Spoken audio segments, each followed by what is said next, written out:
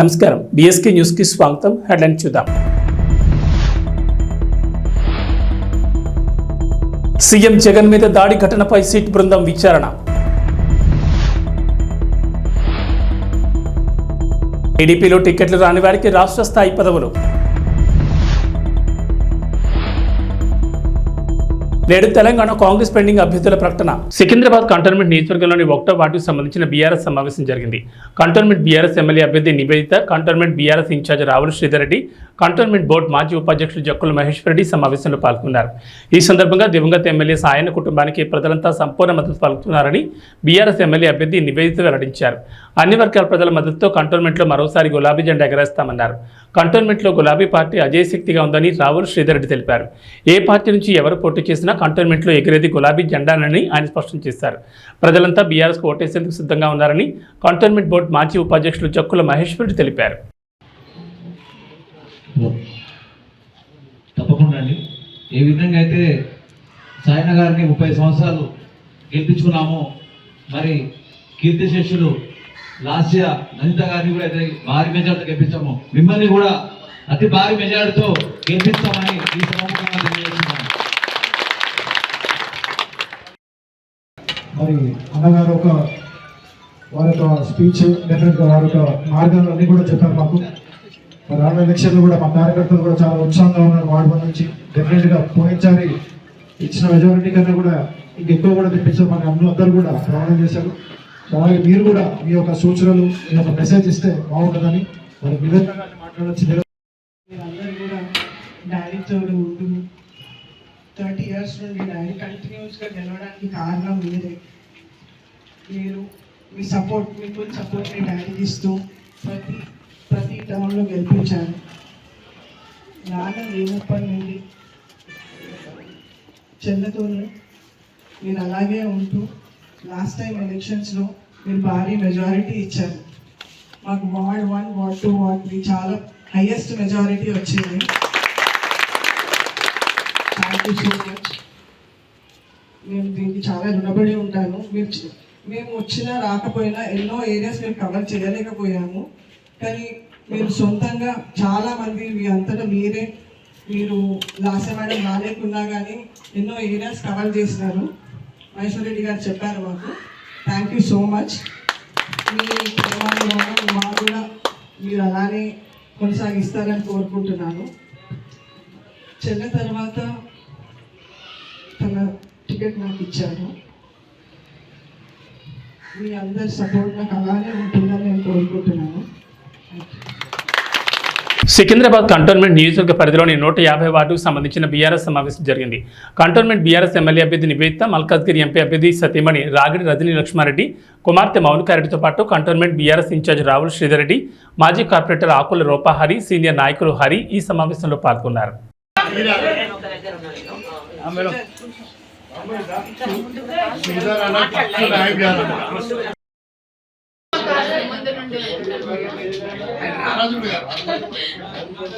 Secunderabad cantonment నియోజకవర్గంలోని పలు వార్డుల్లో అంబేద్కర్ జయంతి వేడుకలు ఘనంగా జరిగాయి. 1వ వార్డు మొదలుకొని 8వ వార్డు వరకు, అలాగే 150 డివిజన్లోనూ వేడుకలు నిర్వహించారు. ఈ వేడుకల్లో మాజీ మంత్రి మల్లారెడ్డి, ఎమ్మెల్యే మరి రాజశేఖర రెడ్డి, మల్కాజ్గిరి బీఆర్ఎస్ ఎంపీ అభ్యర్థి రాగిడి లక్ష్మారెడ్డి పలువురు పాల్గొన్నారు.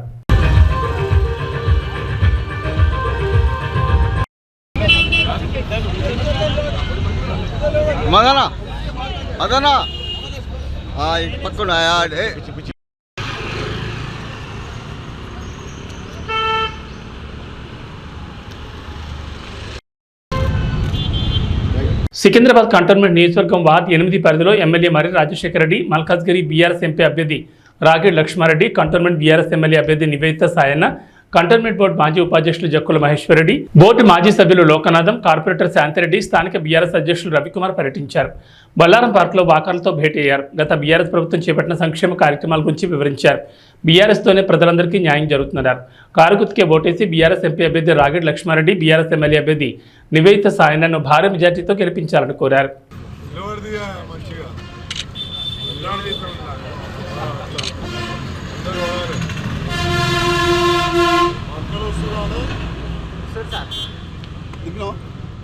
అరే అయిపోయిందా పేరు పెట్టాలి.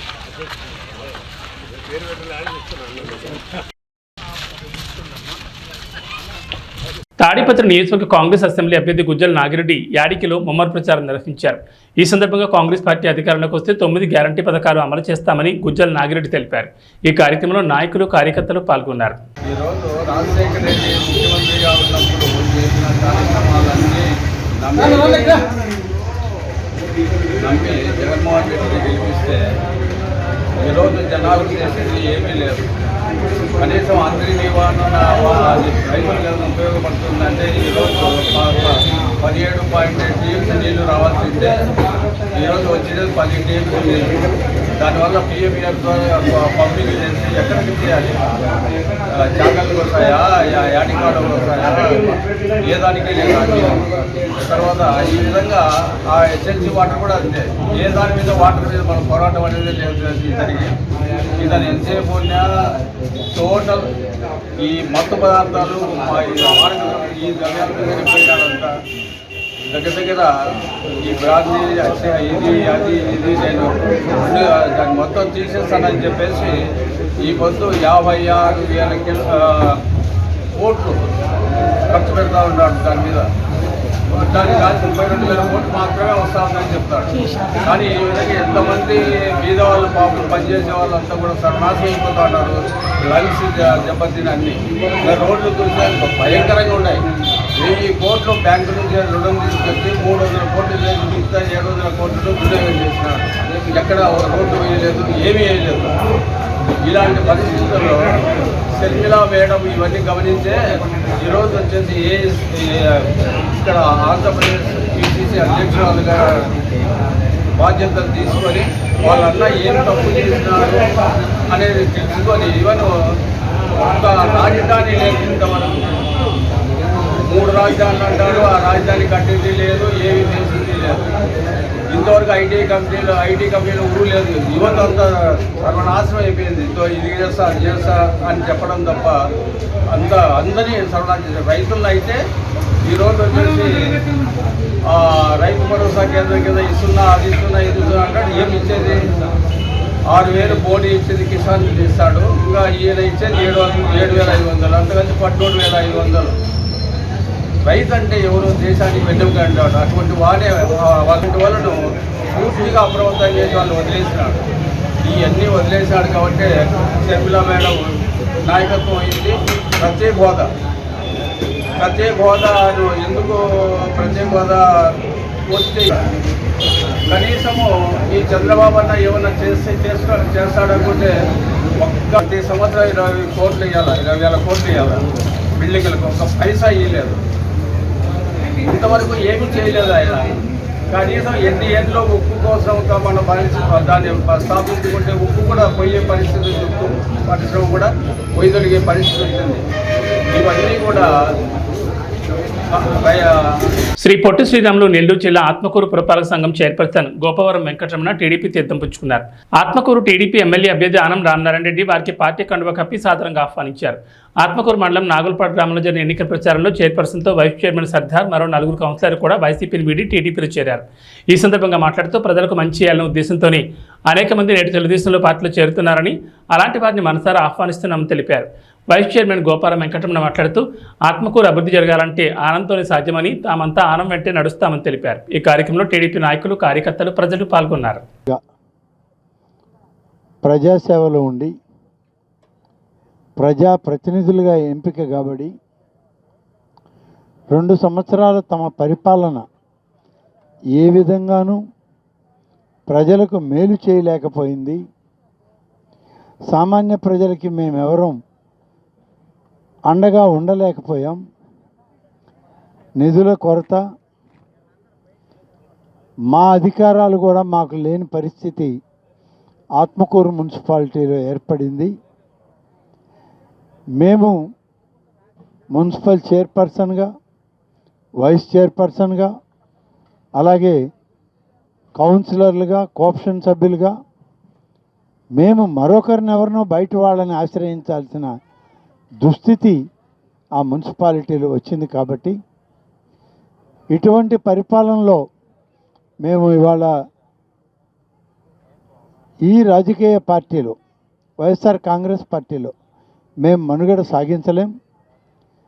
మేము ప్రధాన పార్టీ అయిన తెలుగుదేశం పార్టీలో మేము కూడా చేరి మా మనుగడ మేము కాపాడుకుంటూ రాబోయే 2-3 సంవత్సరాలైనా ప్రజలకు మేలు చేయాలా, ప్రజలకు సేవ చేయాలి, దానికి మీతోటి కలుస్తామని చెప్పి స్వయంగా Atmakur municipal chairperson Gopavaram Venkataramanamma, vice chairman Sardar, councillor Ramadevi garu, Sora Bhaskar Reddy గారు, జి వేణు గారు, కోఆప్షన్ సభ్యులు కొత్తపల్లి రమేష్ గారు, వీళ్ళందరూ కూడా ఉన్నటువంటి పార్టీలో న్యాయం జరగలేదు, ఉన్నటువంటి పార్టీలో ప్రజలకి న్యాయం చేయలేకపోతున్నాం, మా మీద పెత్తనాలు ఎక్కువైనాయి, బయట వాళ్ళు వచ్చి మమ్మల్ని ఒత్తిడి చేస్తున్నారు,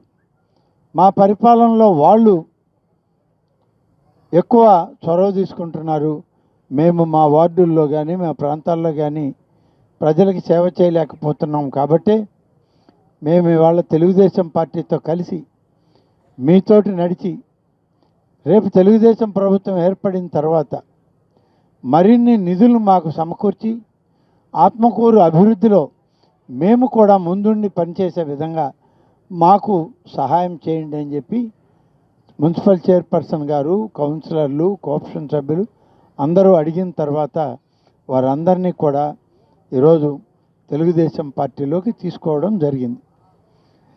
వీళ్ళందరికీ కూడా పూర్తి భద్రత రాజకీయంగా కానీ సామాజికంగా కానీ సేవా దృక్పథంలో కానీ తెలుగుదేశం పార్టీ తోడుగా ఉంటుంది. తెలుగుదేశం పార్టీ నాయకత్వం వాళ్ళకి అండగా నిలుస్తుందని చెప్పి నేను ఈ సందర్భంగా తెలియజేస్తూ మున్సిపల్ చైర్పర్సన్తో పాటు వెంకటరమణమ్మ గారితో సర్దార్ గారు, రమాదేవి గారు, సోరా భాస్కర్ రెడ్డి గారు, జి వేణు గారు, కోఆప్షన్ సభ్యులైన కొత్తపల్లి రమేష్ గారులని మనం మనస్ఫూర్తిగా వాళ్ళని స్వాగతం పలుకుతున్నాం. తెలుగుదేశం పార్టీలో వాళ్ళని సభ్యులుగా చేర్చుకోవడం అనేటువంటిది ఒక శుభ పరిణామం తెలుగుదేశం పార్టీకి ఈ నియోజకవర్గంలోని తెలియజేస్తా ఉన్నాను. హైదరాబాద్లో నరసరావుపేట ఎమ్మెల్యే డాక్టర్ గోపిరెడ్డి శ్రీనివాసరెడ్డి ఆధ్వర్యంలో ఆత్మీయ సమావేశం జరిగింది. ఈ కార్యక్రమానికి ముఖ్య అతిథిగా Narasaraopet MLA doctor Gopireddy Srinivasareddy, Narasaraopet parliament MP అభ్యర్థి అనిల్ కుమార్ యాదవ్ పాల్గొన్నారు. ఈ సందర్భంగా మాట్లాడుతూ ఏ రాష్ట్రంలో లేని విధంగా ఆంధ్రప్రదేశ్లో సచివాలయ వ్యవస్థ తీసుకొచ్చి గ్రామాల్లో ఎంతో అభివృద్ధి చేశారన్నారు. వాలంటరీ వ్యవస్థ కూడా ఎక్కడా లేని విధంగా ప్రతి కుటుంబానికి సంక్షేమ పథకాలు అందించాలని అన్నారు. ఈ కార్యక్రమంలో హైదరాబాద్ వైఎస్ఆర్ కాంగ్రెస్ పార్టీ నాయకులు, కార్యకర్తలు పాల్గొన్నారు.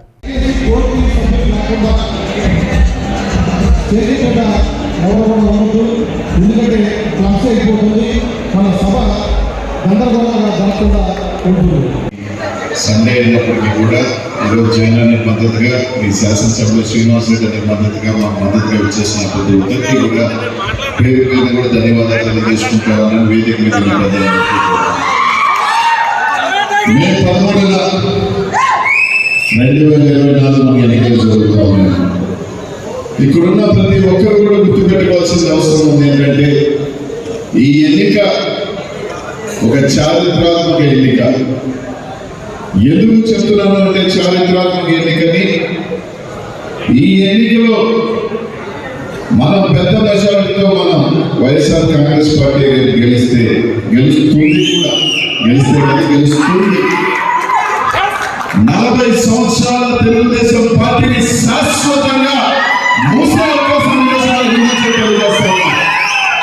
ఎందుకంటే ఆ పార్టీ అధ్యక్షుడు ఇప్పటికీ 75, ఇప్పటికే చాలా ఇబ్బందులు పడుతూ ఉన్నాడు. ఈసారి మనం కానీ బలంగా కొట్టామంటే వచ్చే ఎన్నికకి కనీసం తిరగలేని పరిస్థితి, ఆ పార్టీని మోసే పరిస్థితి ఆయన కొడుకు పుత్రత్వం పప్పుకి అసలు లేదు. కాబట్టి ఖచ్చితంగా ఆ పార్టీని తీసుకువెళ్ళి బీజేపీలోనూ ఇంకో పార్టీలో కలిపే దుస్థితి వస్తుంది. కాబట్టి ఈ చారిత్రాత్మక ఎన్నికల్లో మీ అందరూ కూడా భాగస్వాములు అవ్వాల్సిన పరిస్థితి ఉందని చెప్పి అందరూ కూడా తెలియజేస్తారు. పథకాల గురించి అందరూ చెప్పాల్సిన అవసరం లేదు, మా అందరికన్నా మీకే పథకాలు ఎక్కువ తెలుసు. నర్సరావుపేట పార్లమెంట్ అభివృద్ధి గురించి సీనన్న ఎలాగో చెప్పాడు.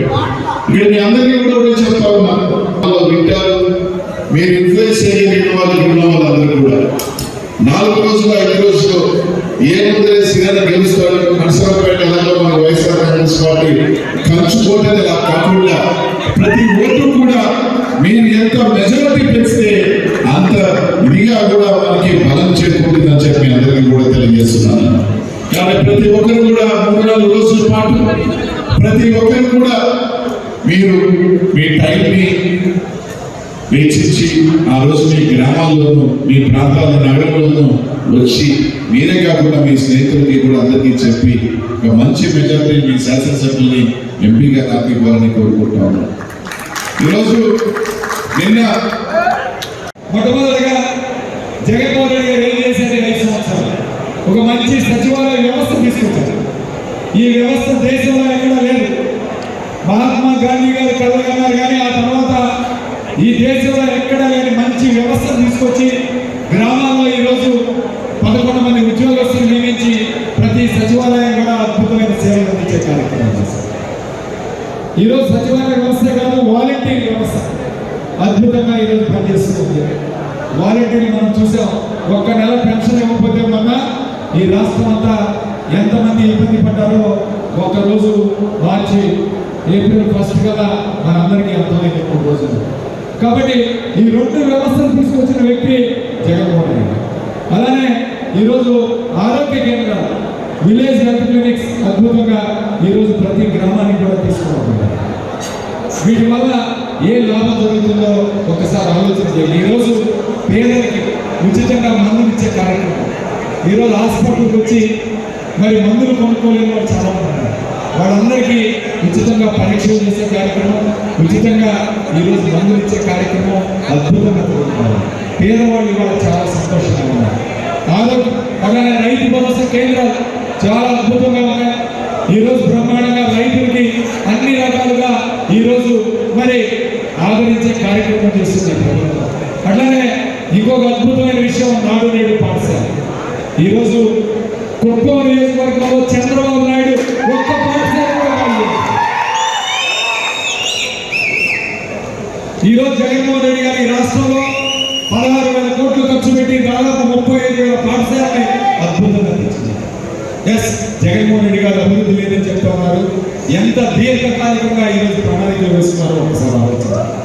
ఈరోజు దాని ఫలితాలు ఈరోజు తెలియకపోవచ్చు, కానీ మీ పిల్లలు ఇంగ్లీష్ మీడియం చదివించుకున్నారు. పేద పిల్లలు ఈరోజు ఇంగ్లీష్ మీడియంలో చదివించుకున్నారు. అద్భుతంగా పాఠశాలలో అన్ని వస్తువులు కల్పించారు. నాకు తెలుసు, స్వయంగా నేను ఎమ్మెల్యేగా గెలిచినప్పుడు గ్రామానికి వెళ్ళాను. నరసరావుపేటలో స్థానిక పట్టాభిరామస్వామి కళ్యాణ మండపంలో టీడీపీ ఆర్యవయసుల ఆత్మీయ సమావేశం జరిగింది. ఈ సమావేశానికి ముఖ్య అతిథులుగా నరసరావుపేట పార్లమెంట్ ఎంపీ అభ్యర్థి లావు శ్రీకృష్ణదేవరాయలు, జనసేన పార్టీ రాష్ట్ర ప్రధాన కార్యదర్శి శ్రీనివాస్ యాదవ్, నియోజకవర్గ టీడీపీ ఎమ్మెల్యే అభ్యర్థి చదవార అరవింద్ బాబు, జనసేన పార్టీ నియోజకవర్గ ఇన్ఛార్జ్ సయ్యద్ జలానీ, రాష్ట్ర గోల్డ్ పర్సెంట్ అసోసియేషన్ రాష్ట్ర అధ్యక్షులు కపలబాయ్ విజయ్ కుమార్, తెలుగుదేశం సీనియర్ నాయకులు పాల్గొన్నారు. ఆర్యవయసులు పిలుపు, అరవింద్ బాబు గెలుపు అంటూ నినాదాలు చేశారు. ఈ కార్యక్రమంలో ఆర్యవయసులు, టీడీపీ, జనసేన, బీజేపీ నాయకులు, కార్యకర్తలు, మహిళలు భారీగా పాల్గొన్నారు.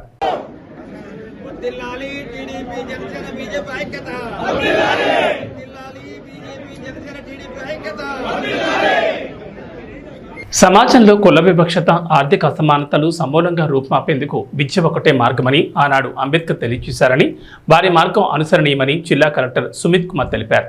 జిల్లా కలెక్టరేట్లోని వశిష్ఠ కాన్ఫరెన్స్ హాల్ నందు జిల్లా సాంఘిక సంక్షేమ శాఖ ఆధ్వర్యంలో నిర్వహించిన భారత రాజ్యాంగ నిర్మాత, భారతరత్న బాబాసాహెబ్ అంబేద్కర్ 133వ జయంతి మహోత్సవాల సందర్భంగా ఆయన చిత్రపటానికి జిల్లా కలెక్టర్, జిల్లా జాయింట్ కలెక్టర్ పూలమాలలు వేసి ఘనంగా నివాళులర్పించారు. ఈ కార్యక్రమంలో పలువురు పాల్గొన్నారు. ఈ సందర్భంగా మాట్లాడుతూ డాక్టర్ బిఆర్ అంబేద్కర్ రచించిన రాజ్యాంగంలో అందరూ సమానమేనని, తక్కువ ఎక్కువ అని కాకుండా అందరికీ అన్ని హక్కులు కల్పించడం జరిగిందని, కుల నిర్మూలనకు ఆయన కృషి చేస్తారని అన్నారు.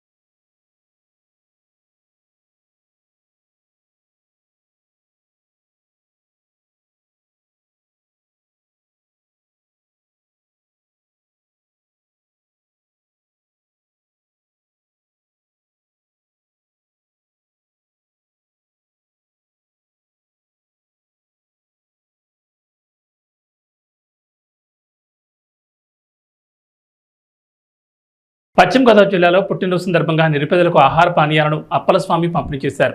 ఈ సందర్భంగా పుట్టినరోజు అందరూ జరుపుకుంటారు, కానీ కొంతమందికి మంచి మనసు ఉంటుంది. అలా స్వామి పుట్టినరోజు వేడుకను స్వచ్ఛంద సేవా సంస్థలు జరుపుకున్నారు. ఈ పుట్టినరోజున నిరుపేదల మధ్య జరుపుకున్నందుకు చాలా సంతోషంగా ఉందని ఆయన అన్నారు.